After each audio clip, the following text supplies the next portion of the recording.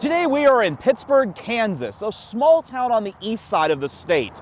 As we were coming into the state, we were greeted by a beautiful view of the Pittsburgh State University football campus. We landed at the airport, the staff was great, and they were able to help us out with a courtesy vehicle so we could drive around this town and enjoy the place. Our first stop of the day was the Colton steakhouse, where we were able to have a nice late lunch, early dinner. Travis had a steak, I had a salmon, and Dennis had a nice cheeseburger.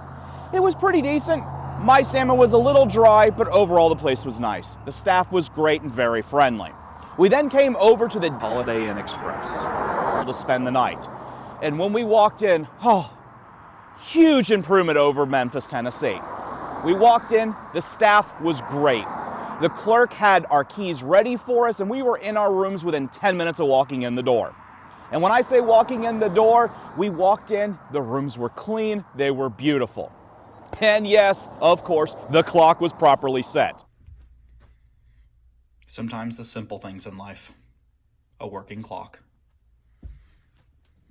That was a small little annoyance in Tennessee, but it's kind of a pet peeve. It shows when places are paying attention to things. And here, they were definitely paying attention. We all had a great night's sleep. We woke up and had a very nice continental breakfast at the hotel.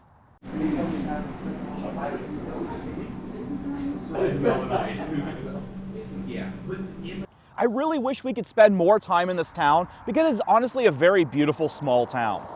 But we do need to get back to the airport, we need to get back in the helicopter and on our way to our next destination.